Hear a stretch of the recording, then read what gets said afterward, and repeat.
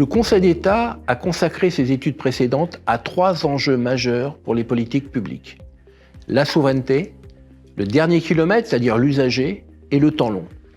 La question de la mer est à la croisée de ces problématiques. Il nous a semblé important, alors que s'est tenue cette année à Nice une conférence des Nations Unies pour l'océan, que l'étude annuelle du Conseil d'État pour 2026 porte sur les enjeux maritimes et les politiques publiques permettant d'y répondre.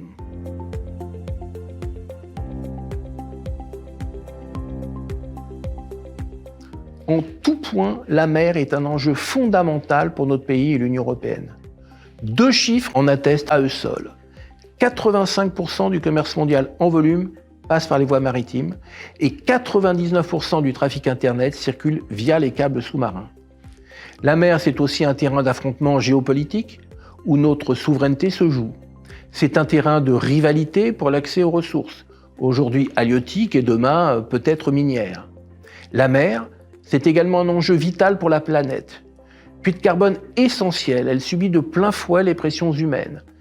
Surpêche, pollution plastique, exploitation des fonds marins. Et les effets du changement climatique entre montée des eaux et acidification. La mer pose enfin un défi citoyen et territorial. Protection du littoral, aménagement des ports et cohérence des politiques publiques pour permettre la liaison entre nos ports et l'intérieur du territoire. Aujourd'hui, le premier port d'accès pour la France, ce n'est ni Le Havre, ni Dunkerque, ni Marseille, mais c'est Anvers. Les enjeux sont donc multiples. Souveraineté, sécurité, climat, ressources, cohésion des territoires. La France a des atouts qu'elle se doit d'exploiter et de valoriser.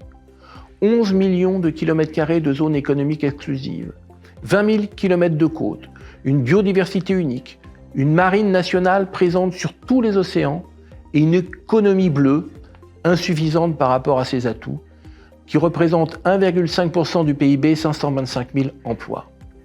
Nous publierons les résultats de nos travaux en septembre 2026 avec un double objectif: analyser les forces et les limites de nos politiques publiques et formuler des recommandations afin de répondre durablement dans le temps long aux défis que la mer nous lance.